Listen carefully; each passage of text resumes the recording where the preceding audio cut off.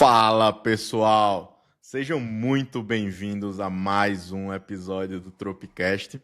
Eu quero agradecer a todo mundo que tem escutado, que tem interagido, tem compartilhado, que tem recomendado o nosso podcast para as outras pessoas. Eu sou o Sidão, CTO na Linkana. Eu sou Wagner, fundador da Glassdata. Hoje, nosso convidado mais do que especial, um cara que é entusiasta da arquitetura e design de software. Por favor, recebam com palmas Rodrigo Serradora. Obrigado, viu? Uma honra estar aqui participando. Eu ouvi os 2 primeiros episódios, achei incríveis, conheci aquelas 2 histórias. A gente estava conversando aqui um pouquinho antes de começar e é um privilégio estar aqui. Muito obrigado. Pô, o privilégio é nosso, é meu, que sou fã do trabalho do Serra, aluno, né? Fiz o curso do Serra, super recomendo, então era uma das pessoas que eu queria que participasse muito aqui do nosso podcast. Para começar, Serra, a gente sempre procura entender como que começou a tua trajetória no Ruby, como é que você entrou para a comunidade? Tá, eu vou tentar falar de maneira bem resumida. Se for resumido demais, vocês me façam perguntas, tá? Claro. Mas antes de começar trabalhar como desenvolvedor, programador e tudo mais, eu trabalhei como analista de negócio. Então, eu meio que aprendi, até uma coisa que eu recentemente estava perguntando, como é que você aprendeu a criar abstrações? Eu acho que eu comecei a aprender sobre abstrações ao ter que representar empresas, processos através de fluxos, diagramas, né? Você tem que pegar algo físico e tornar aquilo abstrato, mas de uma forma que faça sentido, né? Então, eu comecei a trabalhar nessa área de análise de negócios. E daí, o ponto de virada foi que eu tinha sido contratado para criar uma consolidação do PMO da Ericsson, 83 gerentes de projetos, só para vocês terem uma noção de ordem de grandeza, eram muitas pessoas, fora os auxiliares, e eu precisava criar uma visão unificada, né, disso tudo. Então, eu fui contratado para isso. E nesse meio tempo também foi, e na época eu desenvolvia basicamente um monte de coisa utilizando o pacote Office, macros, VB, banco de dados era MySQL, PowerShell, enfim. Mas essa era a stack que eu utilizava e fazia muita coisa. E basicamente nesse processo também a Ericsson chegou a contratar a IBM para desenvolver uma ferramenta interna que não estava avançando tão bem. E daí eu fui atrás de entender assim, poxa, o que eles estão utilizando para desenvolver essa tecnologia? Ah, estão utilizando Java. Eu fui fazer um curso de Java na Global Code. Aprendi e tal. No meio do caminho, alguém falou de um tal de Ruby on Rails. Daí eu falei assim, pô, onde que tem aula disso? Na Kaelon. Daí eu fiz na Kaelon aula com Anderson Leite. Talvez alguns que estão escutando vão se lembrar. Daí eu fiz o curso lá, fiz um protótipo e apresentei na empresa. Algo que tanto plotava informações, né, na web, quanto também era capaz de captar dados. E daí, quando eu apresentei, pô, bacana, foi uma surpresa, porque eu mostrei um protótipo minimamente interessante. E eles falaram assim, olha, muito bacana, mas aqui ou é Java ou .NET. Daí você pode perguntar, pô, mas era na Ericsson e Erlang. Não. Estão falando do sistema interno, né? Então, para quem não sabe, a Ericsson criou o Erlang. E daí eu olhei para aquilo, para aquela experiência, me apaixonei pelas possibilidades e daí eu resolvi trocar de emprego, começar a atuar em desenvolvimento. Então você tinha 3 opções, né? Você tinha a opção Java, você tinha a opção .NET e você tinha a terceira que era demissão. Você optou pela terceira. Optei pela terceira, que foi demissão. E daí até assim, posso abrir números aqui porque eu acho importante as pessoas entenderem um pouquinho. Sim.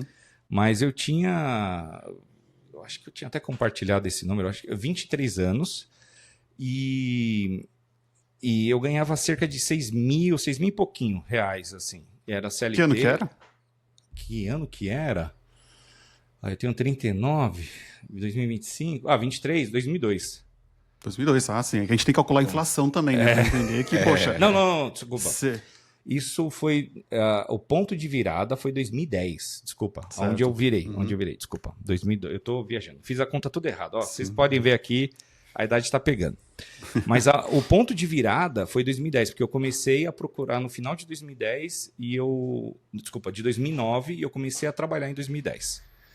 Então, foi uma época bem interessante. E daí, por ter feito curso na Kaelon, eu conheci o Guru SP e comecei a participar da comunidade também. Então, foram esses dois movimentos que me levaram a conhecer tudo mais. Então, é mais ou menos assim que começou. Eu, né, vi uma oportunidade no trabalho, resolvi estudar uma tecnologia que me levou a outra, e que foi o Ruby, foi paixão à primeira vista, e eu enxerguei muitas possibilidades, principalmente de empreender. Então, assim, através do Guru, através da Kita, através de ler, por exemplo, o Getting Real, né? Essas coisas, eu falei, tudo isso faz muito sentido. É isso que eu quero viver, né? E daí eu saí de 6.500 para menos de R$ 1.500. Então, mas depois de um ano estudando bastante, eu virei até uma referência na empresa que eu trabalhava na época em relação à escrita de testes, porque o pessoal falou assim, alguém tem que ficar muito bom nisso. Eu falei, deixa eu tentar. E daí eu comecei a fazer um trabalho bem decente nessa parte. Quando digo referência, assim, as pessoas não tinham tanto hábito de escrever, até porque a stack era em Java, eles estavam reescrevendo muita coisa em Ruby. E por ter esse contato com o negócio, escrever testes, isso ficou uma coisa muito natural para mim. Então, cerca de um ano, eu consegui... tem até uma história interessante de como é que eu fui trabalhar na Gonal, com a Kita e vários nomes importantes na época.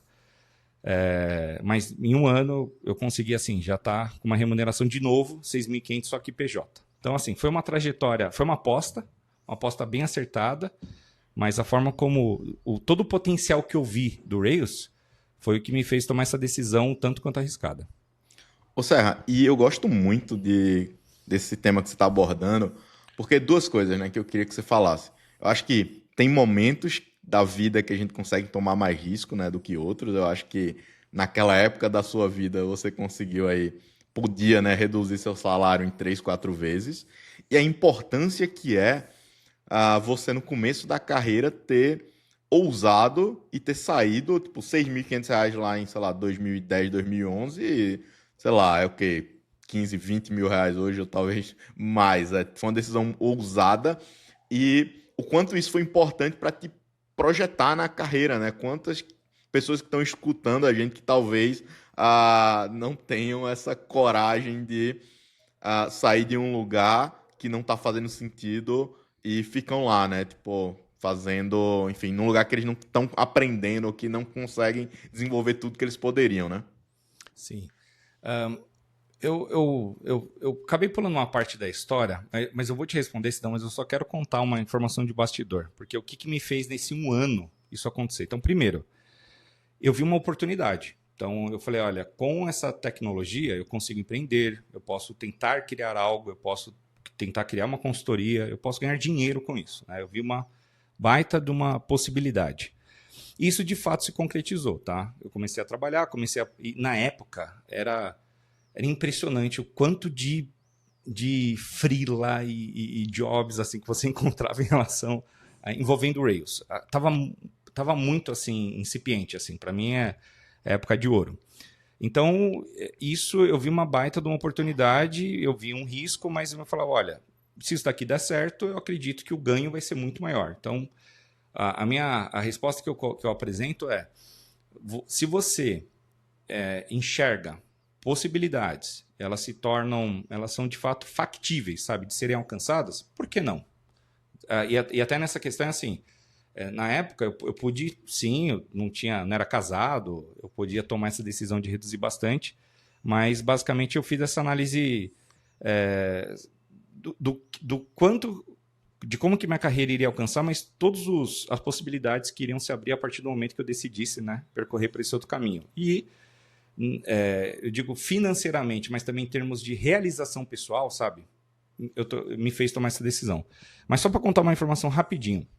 Durante esse percurso, por causa da comunidade, em 2010, final de 2009 e 2010, eu fui para o Ocean on Rails, lá em Natal. E quando eu fui para esse evento, gente, foi tão impressionante. Assim, tinha um cara, que era o Pedro Belo, ele era muito atuante na comunidade, trabalhava no Heroku, nem sei se continua lá ou não, mas eu conheci assim, o Nando Vieira. Pô, nunca tinha conhecido. O Nando me deu várias dicas. Conheci o pessoal da Kaelon, a Ceci, de ágil, tal, um monte de gente tal lá, o CV da ThoughtWorks, um monte de gente assim. Eu tava lá e falei, meu, o que é isso? Quando eu vi aquilo, eu fiquei muito impactado. Daí o que aconteceu? Eu organizei, eu tenho que pedir perdão, talvez eu já tenha contado essa história, para muita gente naquela época. Porque o que aconteceu? Eu organizei um passeio de bug. Eu tenho até esses vídeos no YouTube. E eu selecionei a dedo as pessoas que eu queria. E tinham pessoas lá, locais, que souberam do passeio. E falavam, tem espaço? Eu falei, pô, não tem. Já fechou tudo. Daí eu chegava para um palestrante e falava, quer ir? Não sei o quê, tudo mais, tal. Daí eu fechei. Eu fechei, assim, um rolê exclusivo. E daí tava o Arthur Zaparoli. Você fechou o passeio do camarote, então. Tava o Jorge Guimarães da Petec. Eu juntei uma galera, assim, muito bacana. E eu passei uma tarde com eles. Quando eu passei essa tarde com eles, conversando tudo mais e tal, eu voltei com 2 entrevistas. Uma pra Petec e uma pra Gonal. E eu passei nas 2. Fiz entrevista com o Valim na época, tudo mais e tal. Hoje, eu penso assim, que eu talvez... Eu não me arrependo, mas, pô, eu acho que se eu tivesse ido para a Petec, porque o que aconteceu? Quando eu fui trabalhar na Gonal, que eu escolhi pro Akita, teve uma questão financeira, porque na Petec era CLT e tudo mais, e eu queria casar, então eu precisava meio que... Eu senti muito nesse 1 ano que eu fiquei, sabe, ganhando menos. Falei, pô, eu preciso dar uma acelerada aqui. E daí eu decidi... a parte financeira foi que pesou. Mas eu trabalhava na Gonal, eu trabalhava dentro da Abril e o França trabalhava na mesa da frente, sabe? Eu trabalhava aqui, o França aqui, um monte de gente, o Lucas Maza, uma galera, sabe? Foi uma época muito incrível assim que eu pude estar trabalhando. Mas por que eu estou contando isso? Porque eu também vi esse potencial, porque quando eu vi aquelas palestras, quando eu vi aquela galera falando, eu falei, eu quero me tornar essas pessoas. Então, assim, o evento foi tão importante, sabe? O Rails, toda essa vivência foi tão impactante que eu falei, eu quero me tornar isso. E eu vou tentar criar oportunidades para que isso ocorra. Então, a mensagem que eu passo é que, assim, primeiro, eu tive que tomar risco, eu tive que ser criativo, eu tive que organizar um passeio para passar uma tarde para as pessoas para fortalecer o networking. Então, assim, os caminhos, eu tinha dificuldade antes, por mais que fosse uma cena... que para mim está se esquentando hoje, muito mérito de vocês aí, em especial o Sidão, né, que veio com a Tropical e tudo mais. Mas eu queria só falar assim, se você enxerga a oportunidade e você consegue lidar com os riscos, por que não? Por que não agora, sabe? Então essa é a mensagem que eu faço. E seja criativo, se permite, né, tentar coisas inusitadas, como foi o meu caso, que deu certo. Vou fazer o jabá. Aí que você... Pode falar aí, Sidão, desculpa. Não, é só fazer um jabá rápido aí. Então, o takeaway vá para eventos, né? Tipo, você foi pro Oxente, mudou sua vida. Você que tá escutando, vá pro Tropical. E para quem não sabe, eu já falei várias vezes, o Oxente é o pai espiritual do Tropical. Foi voltando de um Oxente Rails que Lailson decidiu fazer a primeira edição do Tropical. Perfeito. Serra, eu te apresentei, né, como entusiasta de arquitetura, né? Justamente porque não é uma coisa que normalmente os desenvolvedores Rails se preocupam, né? O Rails ele tem ali as suas opiniões, né, muito fortes, né, a respeito de arquitetura. Eu queria saber por que você acabou se interessando por isso, né? Porque é uma coisa que ficou presente, né, na sua carreira. Já era presente na época do Java ou começou no Ruby? Quando que se despertou esse interesse por arquitetura de software? Boa pergunta. Eu acho que a palavra... eu acho que eu vou acabar fazendo uns parênteses aqui. Antes de ir para a Ericsson, eu trabalhei na... Eu preciso dar esse contexto só para explicar por que eu mirei em arquitetura de software, tá? Antes de eu ir para a Ericsson, eu trabalhei na Sky, também como analista de negócio. E a minha mãe, ela foi uma profissional que trabalhou a vida inteira numa única empresa. Eu falava, entrei aqui, a empresa é legal, vou virar um dia diretor aqui. Daí tinha um cara chamado Isaac Lacks, faz muitos anos que eu não vejo ele. Até vou mandar esse link para ele, porque eu já mencionei ele outras vezes. E ele virava para mim, ele dava risada de mim, falava, Serra, para de ser inocente, Serra. Serra, o mundo não é assim, Serra. Daí ele ficava me zoando assim. Ele falou assim, rapaz, você sabe o que é oferta e demanda? Eu não sabia. Ele me explicou o que é oferta e demanda. E daí ele me ensinou uma receitinha que até hoje eu explico, eu falo para as pessoas. Ó, você quer mudar de emprego, você quer conseguir uma nova oportunidade, você tem que entender o que o mercado está pedindo. Então pega quero mudar de júnior para pleno. Pega várias vagas de pleno, monta uma planilha. Hoje tem inteligência artificial e tudo mais, mas eu vou falar o que me ensinaram. Pega uma planilha, monta uma matriz, na coluna aí da esquerda quais são as vagas, nas colunas, né? Então, à esquerda você coloca quais são as vagas, à direita quais são os skills e marca lá. Coloca um pezinho, o que está aparecendo e tudo mais e tal. Daí você vai falar assim, olha, das coisas que mais estão pedindo, eu sei fazer? Se eu sei, eu tenho que deixar no meu currículo, no meu LinkedIn, isso em destaque. Porque é tipo um Search Engine Optimization, certo? Você tem que falar, olha, o que o mercado está pedindo, eu tenho. O que não tem, você consegue estudar? E daquilo que você está estudando, então... Na época eu escrevia artigos desses temas que o pessoal mais pedia, sabe? Então, testes, não sei o quê. Eu realmente fazia. E daí, lembro que na época, por exemplo, da PTEC... desculpa, é que eu tô pulando aqui as histórias. Mas isso foi tão importante que quando eu fui entrevistado lá na PTEC, eles leram o meu blog. E eu estava escrevendo coisas no meu blog que eram coisas muito solicitadas nas vagas. E que eu não dominava tanto, entenderam? Então, só para vocês entenderem como isso funciona. Mas... o fato de eu escrever me fez estudar, ter algum domínio e ainda mostrar algo, novamente, né, em relação à oferta e demanda. E daí ele falou muito com isso. E daí o que aconteceu? Quando eu passei a trabalhar aí, né, programando e tudo mais, todo mundo falava, olha, você tem que aprender Solid, você tem que aprender CleanArch. Ah, não, é que isso já... enfim, você tem que aprender... sobre arquitetura de software. Tá, daí todo mundo vinha e falava sobre esses temas. E assim, uma coisa que para mim foi curioso, eu tive a oportunidade de trabalhar na Gonal com o Lucas Húngaro. E ele palestrou muito na época de 2011 sobre Solid. E eu via que assim, muita gente falava sobre o tema, muita gente se encantava pelo tema, mas parecia que poucas pessoas verdadeiramente dominavam. Então eu falei assim, olha, se todo mundo fala que para você fazer um bom trabalho, você precisa dominar esses temas, se eu me tornar uma pessoa que domina esses temas, logo, como tem muita demanda, e eu sendo capaz de ofertar isso, eu serei bastante requisitado. Entenderam? Então, assim, foi pura e simplesmente isso. Eu enxerguei uma oportunidade. Até porque... oportunidade mercadológica. Mercadológica, mercadológica. Mas, assim, ao mesmo tempo, era uma coisa que me fascinava, porque eu falava assim, cara... o que faz, né? Qual que é a diferença real que faz você organizar melhor seu código? Ou coisas simples, como dar bons nomes, né? Qual que é o impacto que isso tem verdadeiramente? Então, me fascinava isso. Então, mas eu percebi duas coisas. A gente tem o costume de repetir coisas. Se muita gente fala sobre algo, às vezes você vai repetir esse algo mesmo sem ter entendimento sobre aquilo. Sabe assim? Como sociedade, né, a gente tem essa tendência. E tudo bem. Mas a questão é que, assim, quando eu me deparei com isso, eu falei assim, olha, eu vou focar nisso porque, repito mais uma vez, foi uma oportunidade. Consegui responder? Mas, assim, só para... Não teve nada assim, nossa, você teve um grande problema para resolver, ou você teve uma grande dificuldade. Não, era simplesmente porque eu era bombardeado na minha carreira sobre esses temas, pedi explicações para quem me bombardeava, e as explicações eram rasas. Então eu falei o seguinte, já que eu não estou satisfeito com isso, e eu vejo que isso é um problema, deixa eu tentar ser parte da solução e virar uma referência nisso. Então foi isso.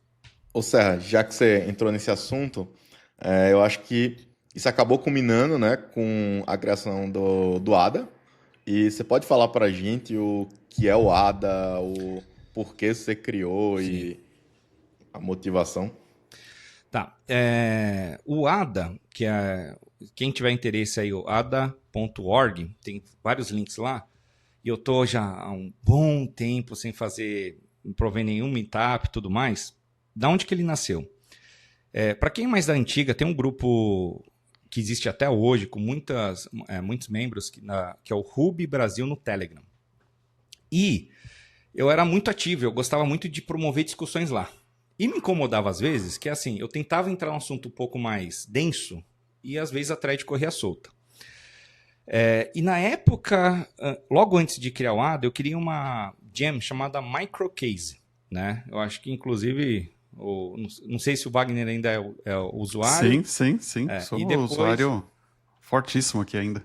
Legal. E eu também, né, evoluí o que criou a Solid Process que o Sidão e a Lincana utilizam. E eu tinha criado a microcase e tudo mais, mas a Gem, a abstração, ela é só uma representação de um conjunto de ideias que visa resolver problemas, novamente, de design, arquitetura e por aí vai. E daí eu lembro que eu criei um grupo chamado Microcase no Telegram. E daí começou eu mais 2 pessoas para falar da Gem. Só que daí, os assuntos que envolvem... Porque o que levou a Gem foram outros temas, foram outras dificuldades. E uma pessoa começou a puxar outra, sabe assim? Uma pessoa começou a puxar outra e de repente o grupo já tinha 30 pessoas. E os temas foram cada vez se tornando cada vez mais diversos. Eu falei, gente, não faz sentido esse grupo ser microcase. Daí eu tive a ideia e falei, cara, como a maior parte do tempo a gente está discutindo sobre questões de arquitetura e design, então vamos criar um grupo de arquitetura, design e aplicações Ruby. Então, ADA RB, né? E daí nasceu esse grupo. E daí, por conta dessa interação com a galera, pô, a gente precisava se reunir, fazer alguma coisa. Eu falei, então vamos começar um meetup online. E foi isso, né? Assim, muita gente pergunta, Serra, o que aconteceu que você sumiu? Eu falei, 3º filho. Então, basicamente, o release tá ficando bem estável agora, né? Tô brincando assim, mas o Dom já tá com 1 ano e 8 meses. E, enfim, daí por isso, essa basicamente é a questão, assim, por questões pessoais eu preciso estar me resguardando, mas pretendo em breve aí voltar firme e forte. Mas foi isso, foi um desejo de discutir temas que eu considerava avançado, não encontrava nenhum local assim adequado, sabe, para isso, então foi novamente uma oportunidade.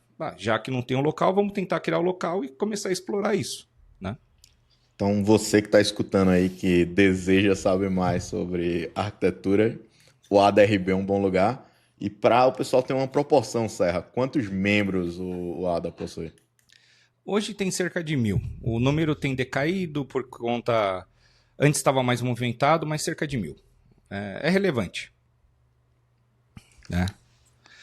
Esse estudo todo, esse tempo todo de estudo, né, em arquitetura, você falou que se dedicou ao Solid, se dedicou a tudo que o mercado estava pedindo.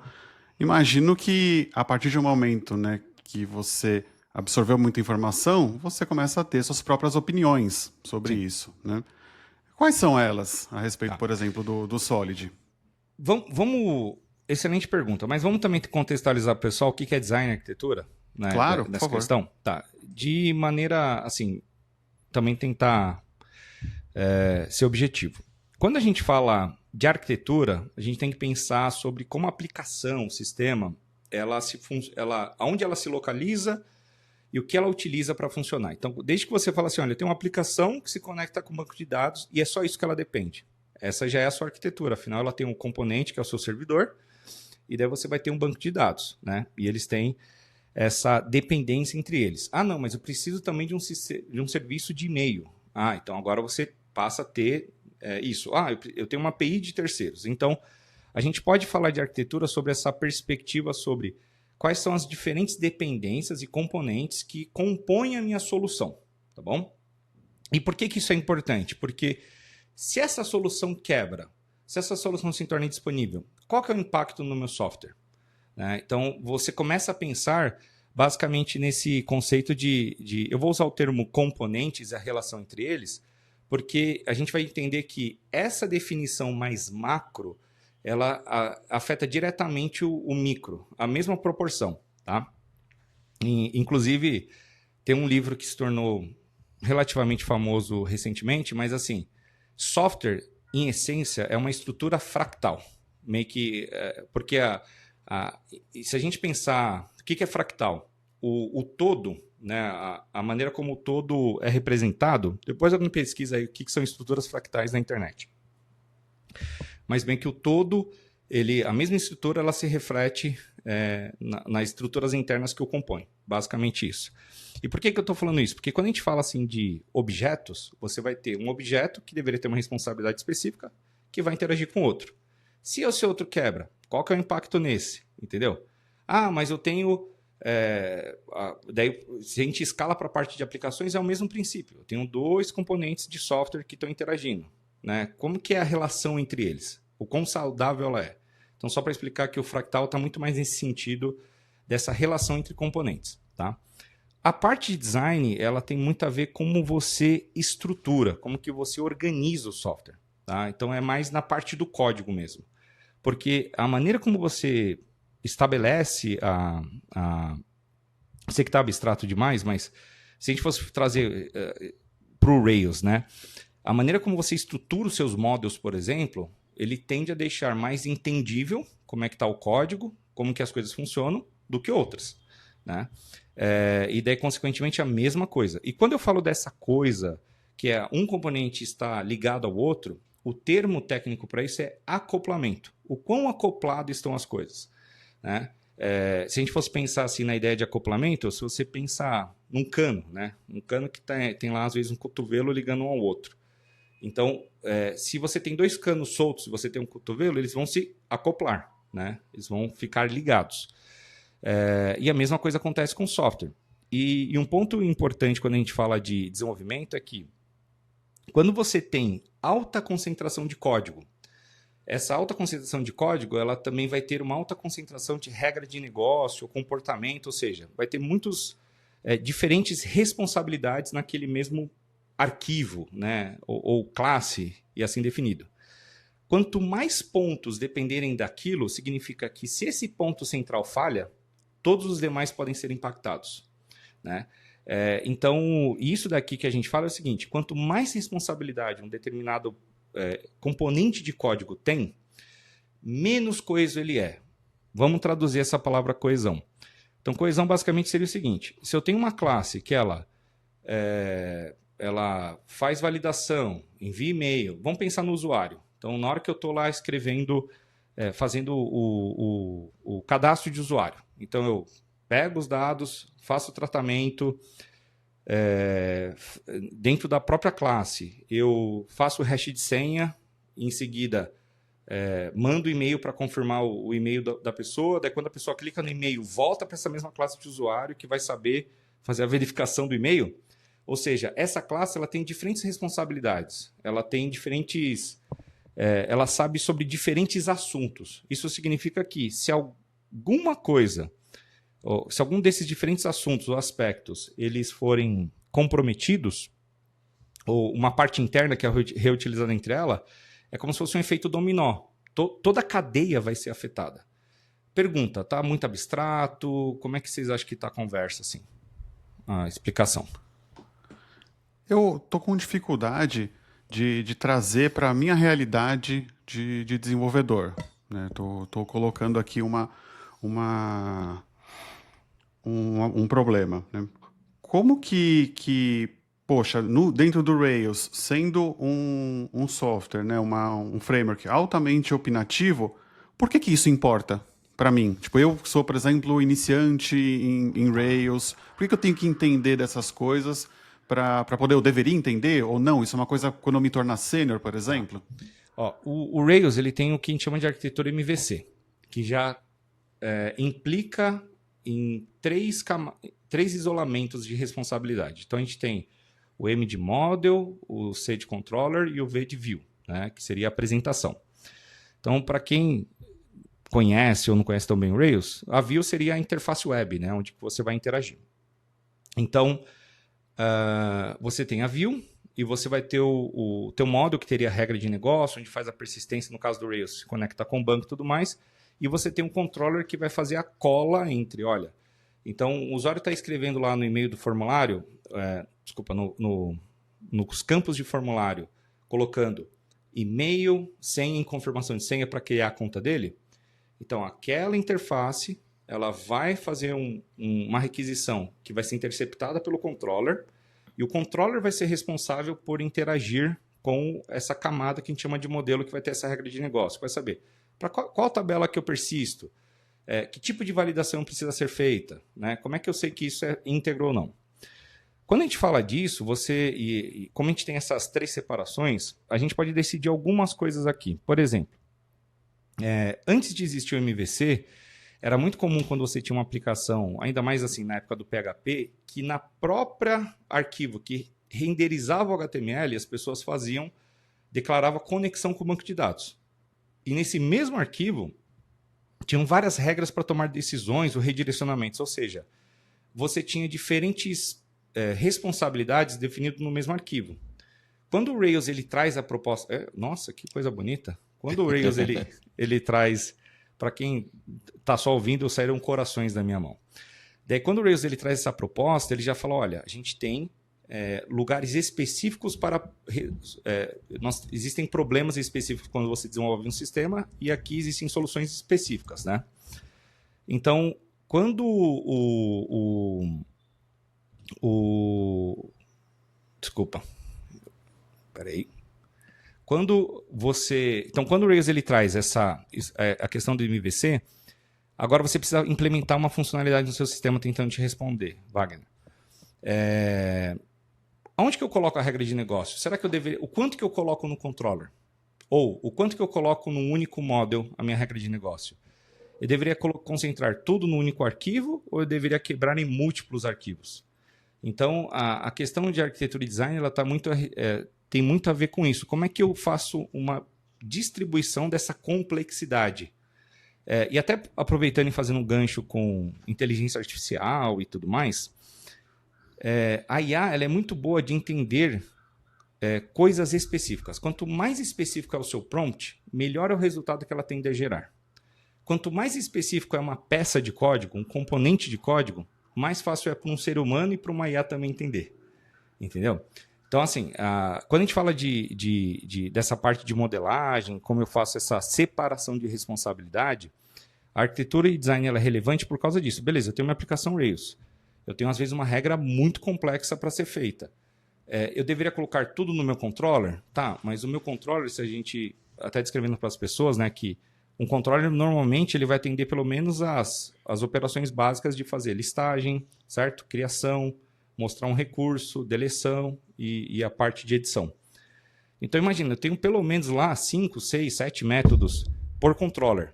Agora, imagina se eu tiver regras muito complexas. Quantos métodos eu vou ter? Eu vou declarar todos minha lógica dentro de um único método? Eu vou criar vários métodos privados? Tá, mas e se eu precisar reutilizar algo? Eu vou declarar isso na classe Py, ou seja, no Application Controller? E se o meu Application Controller agora ele tem informação, muitos métodos privados que são utilizados por filhos específicos. Ou seja, eu tenho agora uma bagunça, porque imagina assim, eu posso ter dentro do meu Application Controller 3, 4, 5 métodos, 3 métodos que desrespeitem a 3 controllers e outros 3 métodos de outros 3 controllers.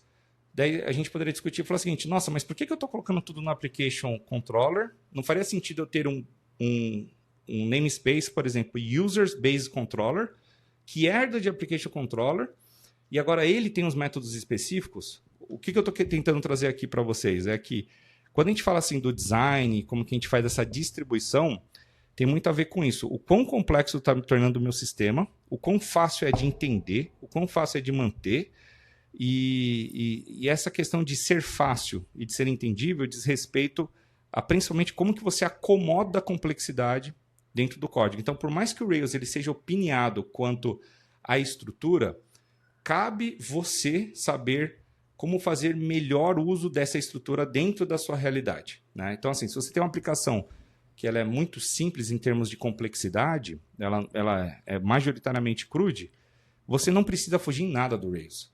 Agora, quando você começa a trabalhar com algo mais complexo, você provavelmente vai ter que repensar, beleza, como é que eu faço uma melhor representação da minha regra de negócio, uma vez que, assim, colocar tudo num único model já não está sendo suficiente, já está dificultando a manutenção, o desenvolvimento. Sim.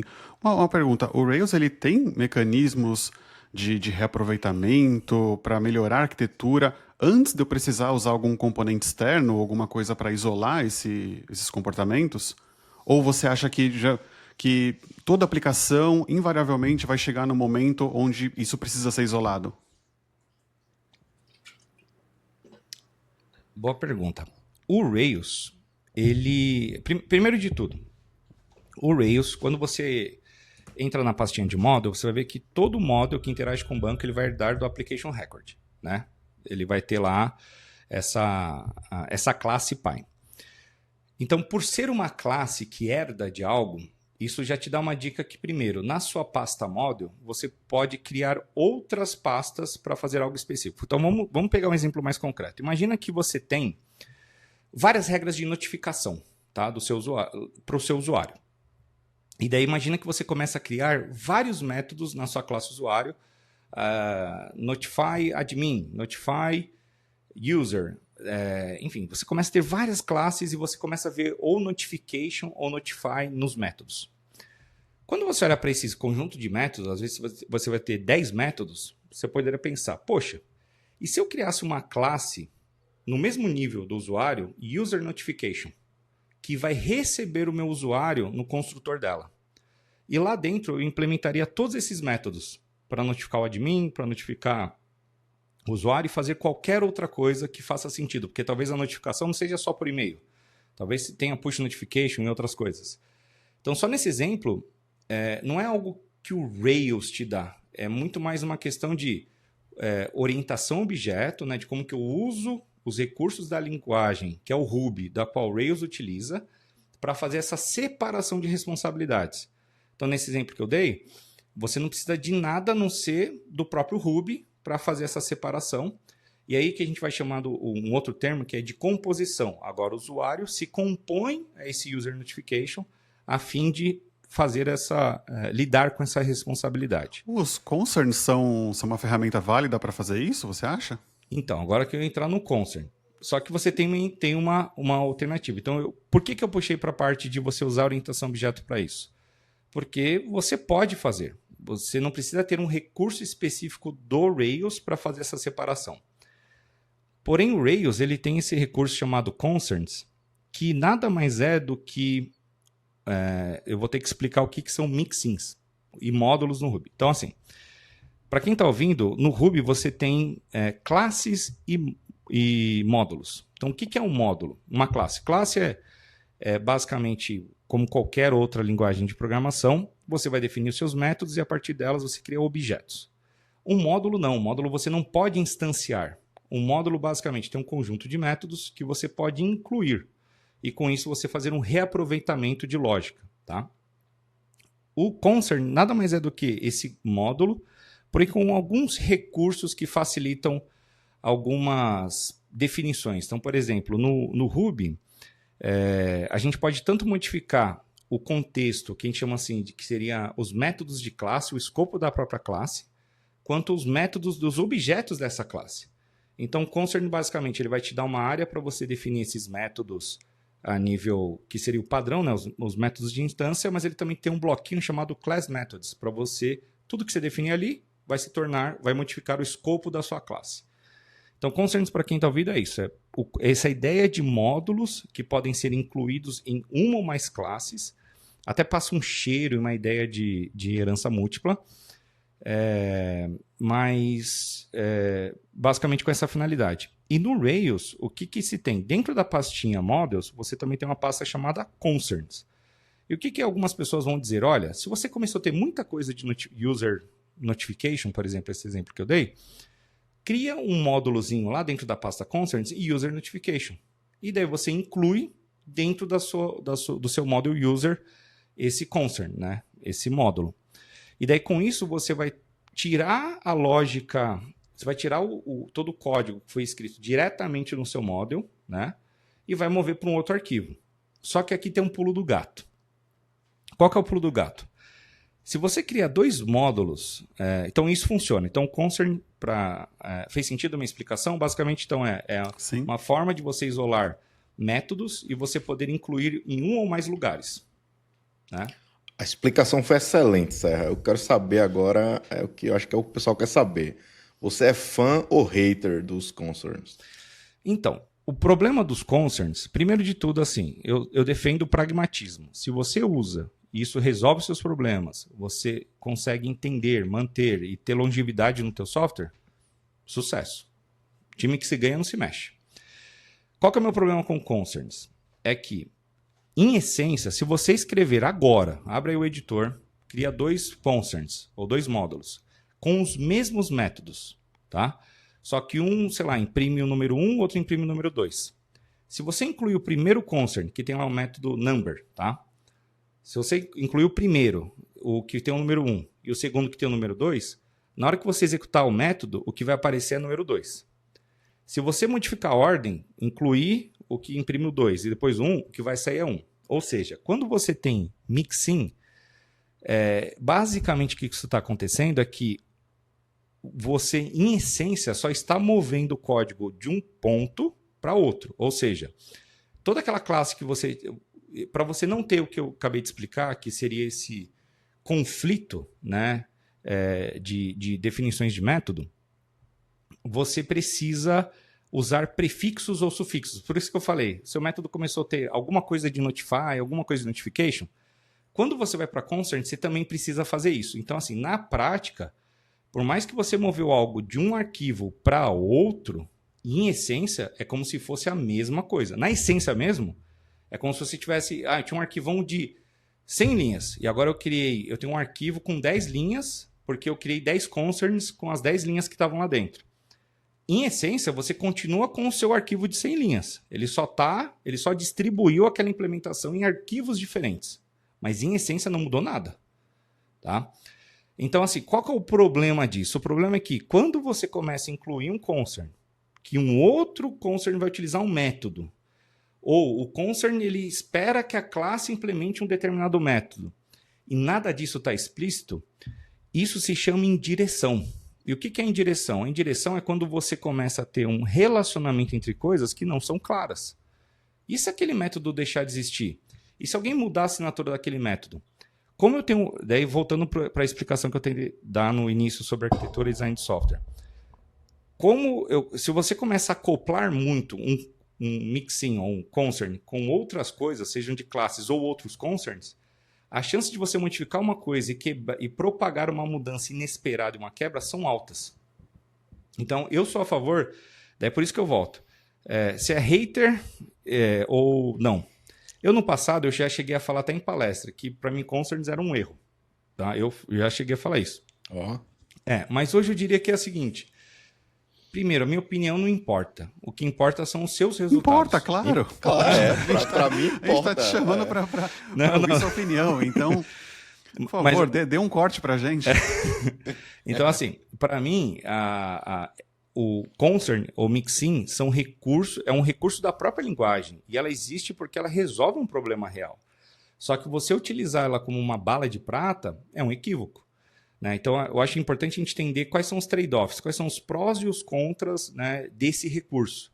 Porque, repito mais uma vez, o problema dele é quando você começa a perder o controle eu vou dizer assim, do código, do que ele está fazendo. Quando você começa a sentir que as coisas não estão ficando claras, você precisa repensar a sua alternativa. Né?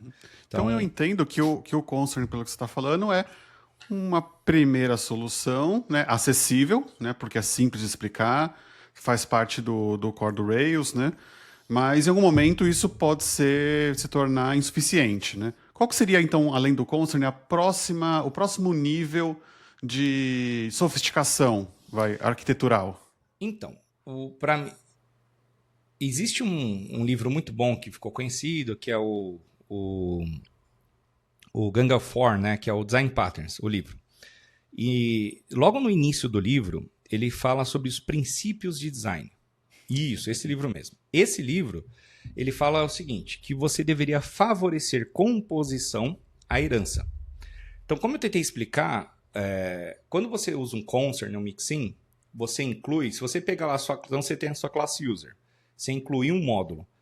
Pega uma instância de user e faz .class.ancestors. Você vai ver que o concern ele vai estar na árvore de ancestral daquela classe. Ou seja, assim, não sigam livros de maneira cega, né? A gente precisa entender trade-offs. Quais são os prós e os contras, né? Mas o que esse princípio fala, que é favoreça composição e herança, até já coloca concerns sobre um ponto assim, peraí, mas se concerns na verdade é é um tipo de herança, entende? O que seria então essa tal composição? Então a tal composição seria a primeira resposta que eu te dei sobre como é que eu faço quando a minha regra de negócio começa a ficar muito complexa. Cria uma outra classe. Então, como eu falei, se eu tenho lá uma classe, você tem um user notification, ou seu user, cria uma classe user notification. Implementa os métodos lá, faz essa classe receber o usuário e a partir daí ter todo aquele comportamento isolado nela. Qual que é a diferença disso? Primeiro, aquele problema que eu tinha de o mesmo método, um conflitar com o outro, vai deixar de existir, porque uma classe é diferente da outra. E daí você fala, tá, Serra, mas como é que seria a utilidade dessa, como é que eu utilizaria essa outra classe? Você teria lá sua classe user, teria um método def notification, que iria instanciar user notification.new, passando o self, ou seja, o próprio usuário. E a partir daí você vai fazer user.notification.send. Olha que legal. Eu passo a ter até o que a gente fala de uma interface, né, mais fluida, no sentido de uma linguagem até mais natural, certo? User notification.send, ou os vários métodos que a gente tem no Rails, eles têm essa naturalidade, né? É muito natural a maneira como você lê. Então, passar a usar composição, eu diria que seria a forma mais adequada. Daí você fala, tá, Serra, mas mixins, concerns não tem o seu lugar? Não tem o seu lugar. Eu, por exemplo, utilizo sempre que eu preciso dar algum tipo de capacidade para um determinado código. Exemplo, se alguém olhar no meu repositório, tem lá uma abstração para você criar observers, que é um design pattern, né? Enfim, que te dá alguns recursos. Então, para mim faz muito sentido eu incluir numa classe, agora ela ter a capacidade, né, de ter esse recurso de poder receber, enfim, ter esse pattern de observers habilitado nela. Né? Então, eu quero que aquela classe tenha aquilo. Então, nada melhor do que algo que inclua aquele comportamento naquele ponto. E quando você usa mixins ou concerns, você usa essa keyword do Ruby, que é include e o nome do módulo. Então, para mim, a maneira como o mixin foi feito, né, ele foi muito pensado nisso. Quando eu quero... vamos pegar um exemplo do próprio Ruby. O Ruby ele tem um módulo chamado enumerable, que te dá vários métodos. Dá um método para você selecionar algo numa lista, rejeitar coisas de uma lista, dentre vários outros. Quando você quer transformar uma classe e disponibilizar esses métodos, o que você faz? Você inclui enumerable. Você habilita a classe a ter aquele recurso. Então, para mim, quando você... por mais que em essência, assim, eu tenho vamos voltar, por exemplo, das notificações. Eu tenho os métodos de notificação. Eu isolei no módulo e agora eu incluo na classe de usuário. Eu estou habilitando meu usuário a ter esses recursos de notificação. Mas eu posso usar o user notification na minha classe de account? Eu posso usar meu user notification na minha classe, não sei, de product? Não. Então, peraí. Se você tem algo que é tão específico, entende? Isso você não está habilitando, na verdade, por mais que você esteja adicionando aquele recurso, você não habilita ele.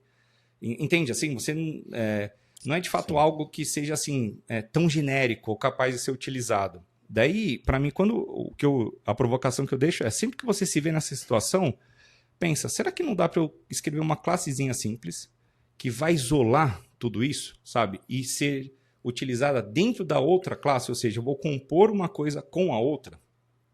Consegui te responder? Então, para mim, esse seria o próximo passo.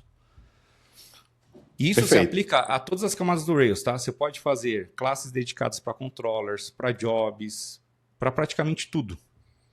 Então foi o Serra Dura lá atrás que disse, cara, o concern tem seu valor, mas não pode ser usado para tudo. Talvez tenha sido até um erro ter sido tão promovido, que resolveu criar a UCase e a Solid Process. Como é que surge esses teus projetos open source famosos, Serra?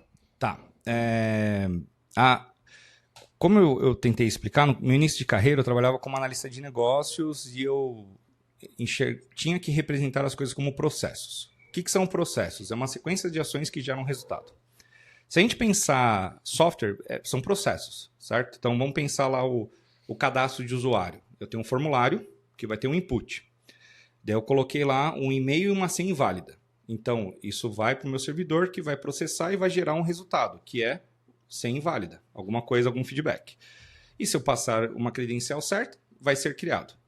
Então, tudo a gente... E tanto é que a gente fala, né?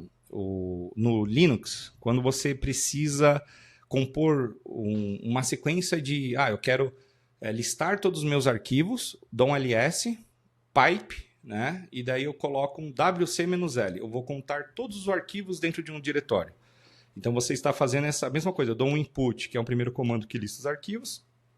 Esse input vai servir de output para um outro que vai fazer a contagem daquela lista. Então, software em definição é isso. São componentes que trabalham de maneira colaborativa. Tá? E daí eu percebi que, olha, poxa, representar as coisas como processos são muito fáceis, né? O exemplo que eu mais gosto de dar são receitas. Se eu chegar e falar o seguinte, como é que eu faço, que eu frito um ovo? Né? Você vai explicar o seu passo a passo para aquilo. E passo a passo é uma coisa muito natural para a gente. Então, basicamente foi o seguinte, quando eu era analista de negócios, eu tinha esse cuidado todo de entender e fazer uma boa representação de como determinada coisa funcionava. Quando eu fui para software, muitas das vezes era dificílimo entender como algo funcionava. E daí, quando eu fui estudando programação e tudo mais, eu descobri uma coisa chamada programação funcional, que tem como premissa justamente você ter funções e basicamente elas vão trabalhando, você faz pequenas funções que trabalham de forma colaborativa, que vai gerar um resultado no final. E daí, quando eu olhei para aquilo, eu falei assim, gente, funções, esse princípio, essa ideia funcional é perfeita para representar processos como código. Afinal, é uma sequência de operações que vai produzir um resultado. Daí, quando eu vi aquilo, eu falei assim, gente, programação funcional é sensacional. Daí, em 2017, eu comecei a fazer várias palestras sobre funcional e muita gente até dava risada de mim. Chegou um maluco de funcional ali. Só que eu entendo porque o pessoal falava, por que você está fazendo isso com Ruby? Primeiro que assim, Ruby é recheado desses recursos extremamente valiosos, mas eu percebi uma certa aversão porque era muito diferente. Sabe assim, a maneira de pensar, a maneira de estruturar... Daí eu tive uma sacada, eu falei assim, e se eu empacotasse toda essa ideia, mas com algo com cheiro e cara de Rails, em algum grau, sabe? Então eu fiz aí o case que tem uma API de atributos que se assemelha muito ao que você vai encontrar no Rails.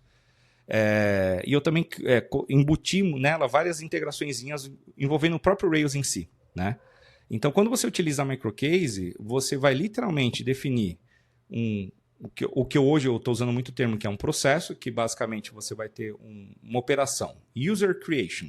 Tá, quais são os atributos que eu vou receber para criar o usuário? E-mail e password confirmation. Beleza. Daí você vai poder declarar o seu método call e dentro dele você vai realizar as operações relacionadas a isso. E basicamente uma coisa que essas duas agentes que eu criei têm, você tem que definir quando algo dá sucesso quando algo dá falha. Que também é outra coisa que acontece em qualquer software. Qualquer software que você tem, qualquer operação, ele pode produzir 3 coisas. Ou o output esperado, que a gente pode classificar como sucesso. Ou, vamos pensar numa função de soma. Eu recebi 2 números, consigo somar, sucesso. Recebi algo que não é um número, eu poderia retornar uma falha. Tá? Alguma coisa que indicasse isso. Ou tentei dividir algo por 0. Isso lança uma exceção.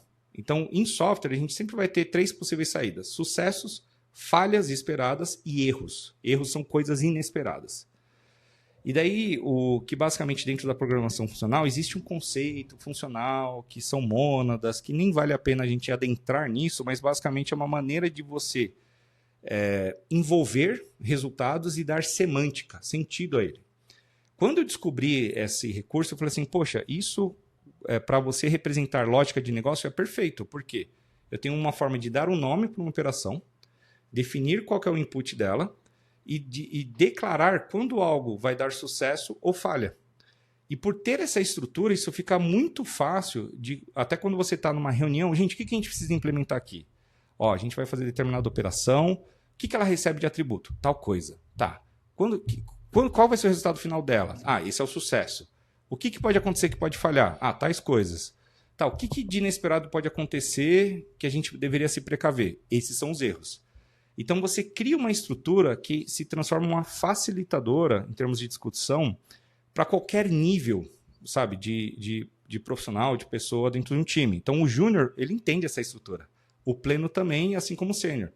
O que vai mudar, basicamente, o grau de sofisticação de como eles utilizam essa estrutura feita, né? Então, o que me levou para isso foi porque quando eu entendi que era possível representar as coisas dessa forma sequencial, ou seja, como processos, uma sequência de ações que geram resultados, eu falei assim, cara, isso é muito poderoso. Daí você fala, tá, Serra, mas me dá um exemplo de como que no Rails, qual que seria a diferença disso no Rails? Eu adoro que o Serra, ele mesmo faz a pergunta. Vai lá, demitir a gente aí. Não, pode dar seu exemplo, por favor, porque eu precisava fazer esse comentário. Mas que seria o seguinte, você fala, tá, Serra, me fala uma coisa assim que, por que não daria para fazer direto no Rails? Quando você tem lá os módulos do Rails, você tem uns callbacks. Então, assim, depois de salvar algo, faça alguma coisa. Então, pensa o seguinte, você tem lá o usuário que recebeu e-mail e senha, e daí você define um after create. Então, após a criação, eu quero mandar o e-mail, né, mandar um e-mail lá para o usuário. Beleza. Qual que é a questão disso? A questão é que quando você olha para o código, você vai instanciar o usuário, você vai salvar ele, daí você fala, tá, o que está me dando de dica que acontece algo depois da criação? Não tem nada te dando essa dica. Então, o que você vai ter que fazer? Primeiro, você precisa conhecer o ciclo de vida da tua aplicação e você precisa entrar dentro dela para entender essas nuances. Beleza. Não tem nada que te relata assim, de forma muito explícita, ou seja, esse é um comportamento implícito. Qual que é o problema que isso também gera? Tá, agora eu preciso criar usuários para fazer testes, mas eu não quero ficar mandando e-mail a cada criação de usuário. Pô, como é que você resolve esse problema? Afinal, toda vez que você cria algo, tem esse efeito colateral. Então, assim, quando você, além dessa parte implícita, você pode acabar adicionando comportamento em cenários não desejados. Então, quando você começa a perceber como que isso pode engessar, por mais que seja cômodo e até mesmo assim pareça natural, você vai se deparar com alguns problemas que essa abordagem gera. Então, você... Posso te perguntar se eu estou entendendo direito? Então, você está falando sobre essa questão implícita. Então, por exemplo, se eu tenho um objeto, uma instância da classe user, eu tenho um objeto user, e eu vou usar a função do Rails que é o save, né, por exemplo, onde ele dá true, se foi feito com sucesso, se for false, se não. Quando eu até me incomodo com isso, né? Ele dá false para o save, e eu tenho que saber que eu tenho que procurar no errors o que aconteceu. Isso seria um exemplo de uma coisa que está implícita ali, e até mesmo, poxa, até quebrou um pouco a coisa de imutabilidade, né? Não que seja um requisito, mas me incomoda que o próprio objeto foi modificado a partir de uma ação que, em teoria, não deveria modificá-lo, né? Eu estou entendendo certo ou não é por aí? Sim, tá corretíssimo. Tem um outro ponto aí também, que é assim, você deu o save. O save, em especial, assim como o destroy, toda operação que ocorre dentro de um save tem uma transação a nível de banco de dados envolvendo. Isso não tem no create, não tem no update direto, mas tem no save. Você fala, Serradora, qual que é o impacto disso? É que se ocorrer uma exceção dentro do after create ou after update, porque o save tanto exercita o create quanto o update, isso vai executar um rollback automático do seu código. Aí você fala, tá, mas qual que é o impacto disso? Quantas e quantas vezes eu já não vi bugs em produção que o pessoal dava o save, mas o estado não está sendo persistido, alguma coisa está revertendo aqui o negócio, e não tinha, porque uma exceção estava acontecendo que estava dando rollback na transação. Então, além de ter essa questão que você falou de dar o save, isso modifica uma propriedade chamada errors dentro do model, que você precisa saber que ela existe, investigar. Depois que você interage um pouco com o framework, você vai entender que esses recursos existem. E ainda assim fica até bastante natural. Mas, repito mais uma vez, imagina se você tem em contrapartida algo que você tenta fazer uma operação e você tem de maneira clara que isso falha. Isso falhou porque o e-mail não é um e-mail. O e-mail é uma string que não tem um arroba. Então eu tenho algo que fala, isso falhou. Então, quando você lê aquele código, e até daí eu convidaria as pessoas a irem atrás da use case, existem outras gems que têm essa abordagem, e a Solid Process ela potencializa muito mais essa abordagem, ela te convida para tudo que é uma operação mais crítica, ou seja, que foge do óbvio, operações de negócio, majoritariamente, aquele código que vai ser chamado ou no controller, ou no seu job, ou no cron job, tá? Porque tanto o job, quanto o controller, quanto um cron, ou uma rake task, são o que a gente chama de entry points, ou seja, são pontos de entrada que vai servir de gatilho para algum código. Tá? Então, se você... Daí você vai falar assim, Serra, mas no final das contas você não está falando de um tal de Service Objects, que é outra coisa que o pessoal criou. A minha regra de negócio não vai nem no controller, não vai nem no model, vai aonde? Coloca numa outra coisa que o pessoal chamou de Service Objects. A questão é que, assim, ainda assim, você pode abusar de herança, você pode abusar de mixins, você pode abusar de um monte de coisa e meio que você move o problema que antes estava localizado no model para um outro lugar só, sabe? Então, tentando voltar para a sua pergunta, né? Acabei fazendo todo esse preâmbulo. O ponto principal é que o Rails ele tem todo esse ciclo de vida que é implícito dele, que eu diria assim, é muito poderoso e até muito natural. Mas quando você tem, às vezes, outros models sendo chamados dentro de um callback, que também tem os seus callbacks e tudo mais, daí você começa a perder o seu awareness, o seu conhecimento, sabe, sobre essa cadeia de ações e o que está acontecendo dentro desse processo. Então, assim, por mais que seja um recurso extremamente, como é que eu posso dizer, difundido e eu diria relevante, útil, tá?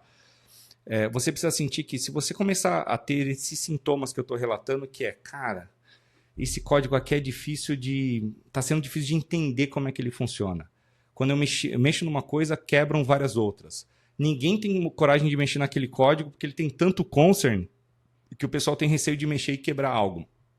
Isso é um sinal que o sistema está acoplado demais. E quando algo fica acoplado demais, a chance de coisas inesperadas quebrarem é alta. Então, quando você tem algo que está acoplado demais aos callbacks, a chance disso comprometer o model como um todo é muito alta. Então, assim, no final das contas, toda essa discussão de arquitetura e design diz muito mais a respeito de o quanto que você entende e é capaz de manter e o quão antifrágil se torna o seu sistema, né? Enfim, eu consegui te responder. A gente começou falando do save, que faz a mutabilidade, que vai para o errors. Eu puxei para outros assuntos, né, que estão implicados, mas o que eu quis dizer enfim. Conseguiu, assim. O que eu absorvo disso existem soluções, né, embutidas no Rails, ou que a comunidade mesmo usa, que são suficientes para os primeiros casos, para a gente começar a resolver os problemas que acontecem. Só que, invariavelmente, uma questão de arquitetura mais complexa pode exigir outros tipos de solução, né?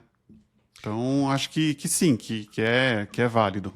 Eu posso fazer agora uma pergunta para vocês? Vocês que utilizam, por exemplo, essas duas gems, né?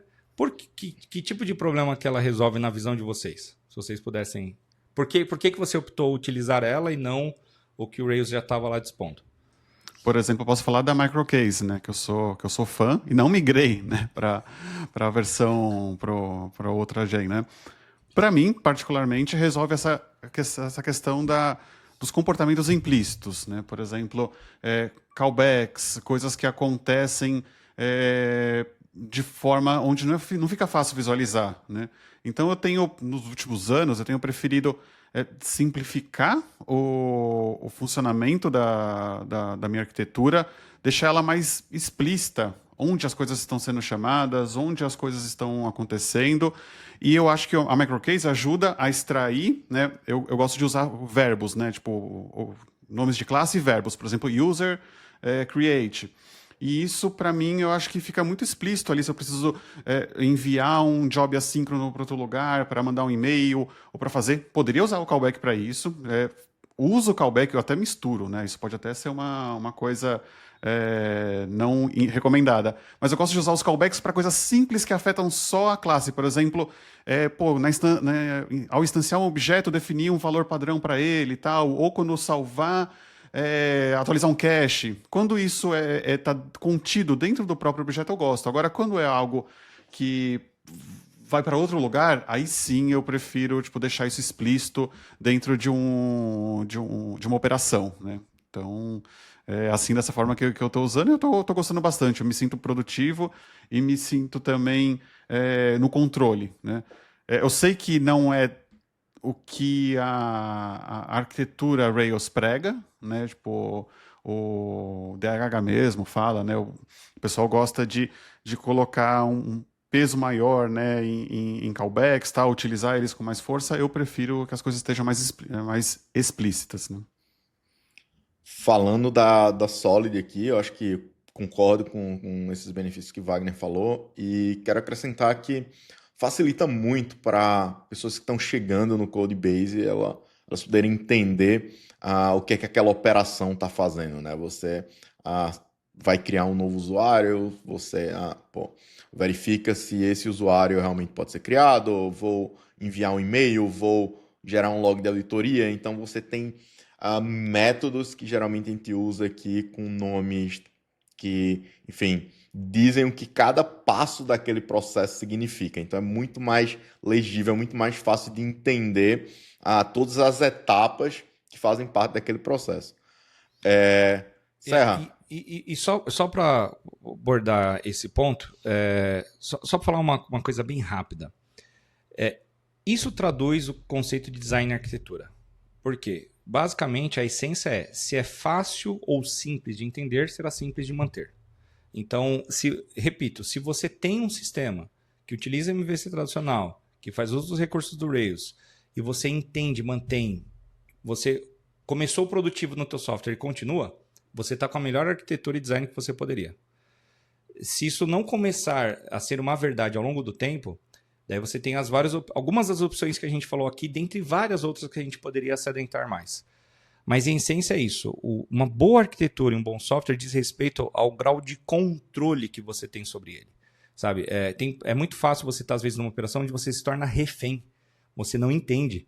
Um time, quando ele começa a ficar muito sofisticado, e eu tenho muita propriedade, porque a realidade que eu vivo ela é inserida nisso, assim, o nível de complexidade que hoje eu estou inserido e resolvo, a gente tem times muito competentes para fazer reconciliações de dados. A gente tem times muito competentes para fazer observabilidade de uma forma absurda. Por quê? Porque isso são efeitos colaterais daquilo que está faltando a nível de código. Então, inconsistência é porque o código, na sua estrutura, é inconsistente. E uma necessidade de ter uma altíssima observabilidade, que é uma excelente prática, mas quando ela se torna assim, algo vital ao ponto de ser importantíssimo para entender o sistema, é porque o sistema não é entendível por si mesmo. Então, isso é um reflexo e um sinal de que algo poderia ser melhorado em como o teu sistema está estruturado. Maravilha, Serra. Eu acho que eu tenho perguntas aqui para a gente ir até amanhã, mas infelizmente não vai ser possível. Então, eu só queria saber como é que o Serradura se mantém atualizado, quais são os blog posts as newsletters que ele assina, as pessoas que ele acompanha, algum livro interessante que você tenha lido aí nos últimos 12 meses aí, para, enfim, o pessoal também conseguir ficar informado aí. Então, o último livro que eu li, eu tô numa vibe assim, eu até peguei essa versão aqui, ó, chama Pensamento e Aprendizado Pragmático. Dá para ver aqui? Foi da Casa do Código e tal. Sim. É do Andy Hunt, que é um dos autores lá do Pragmatic Programmers.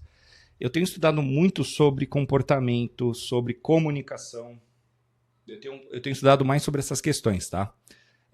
Daí você fala, por quê? Porque hoje, além de escrever muito software, muito sistema e tudo mais, existe um trabalho a parte soft skill ela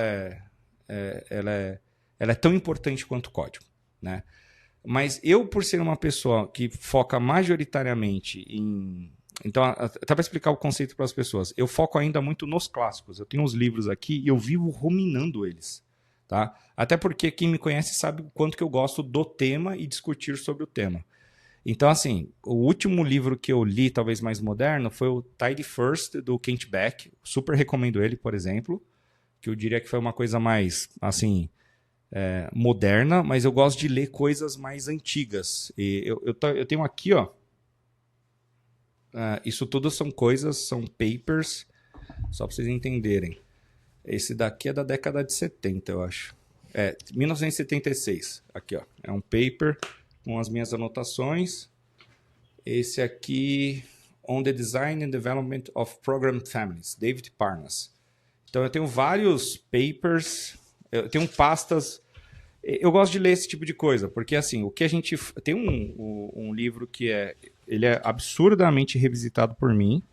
E, inclusive, na empresa que eu estou inserido, eu estou fazendo todo mundo ler ele, que é esse aqui, ó, The Mythical Man Month. O meu, ele é todo rabiscado, não sei se vai dar para mostrar aqui, mas ele é rabiscado e eu coloco um monte de orelhinhas aqui nele.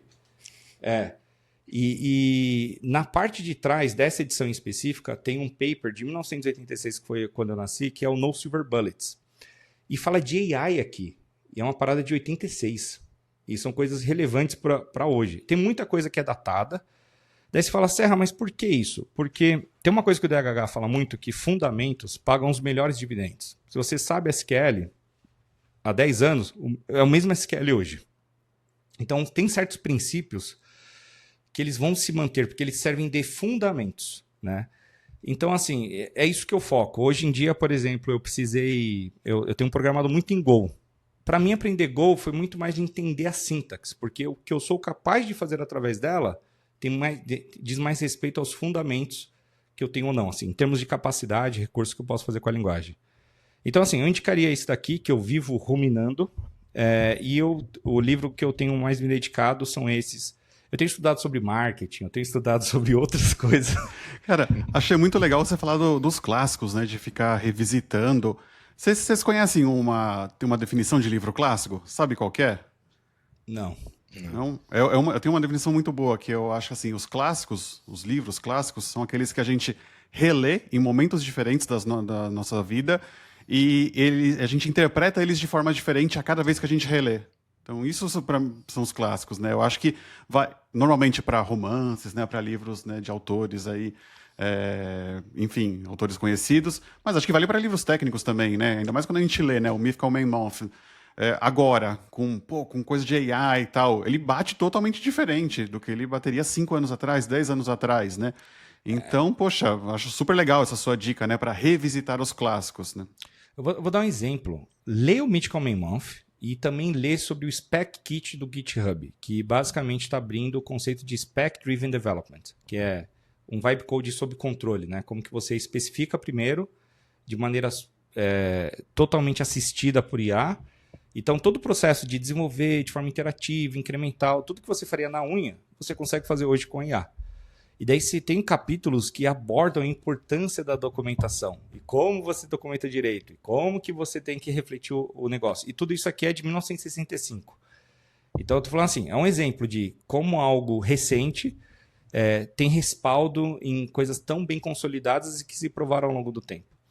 Eu sei que muita coisa que eu acabei falando, né, se tornou bastante, talvez, um tanto quanto abstrata demais, mas no meu canal, no canal do Ada, tem muita coisa prática. Eu só vou aproveitar também para as pessoas, porque os vídeos que tem lá, tem, assim, se vocês assistirem os 3 primeiros Adas, tem conteúdo para dar e vender, né? Assim, tem muita coisa lá, onde eu abordo principalmente essa parte mais sobre separação de responsabilidades e tudo mais, de uma maneira bastante assim profunda, e está tudo disponível na internet. Então, se alguém quiser falar comigo, até um contato, não tenham receio de mandar mensagem, sabe? Manda uma DM. Então, eu vi o Serra lá no Ruby Brasil.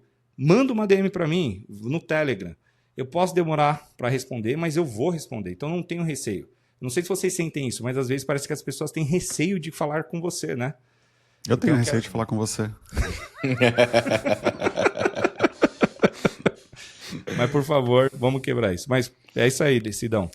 Excelente. Então, Serra, muito obrigado. Foi muito bom receber você aí. Você é uma referência para a comunidade, para mim, tenho certeza que para o Wagner. E é isso. Quem escutou até aqui, teve a paciência de nos aguentar por mais de 1 hora. Peço que, por favor, continue seguindo, compartilhando e comentando. Fala pra gente que você gostou. Esse foi um um episódio mais técnico, é isso que vocês querem escutar, vocês querem escutar outras coisas, ou sugerir quem deveria estar aqui. Então, por favor, esse feedback, esse contato do público com a gente que está fazendo o podcast é muito importante para a gente continuar e seguir em frente, né, Wagner? Isso mesmo. Obrigado, pessoal, e até a próxima.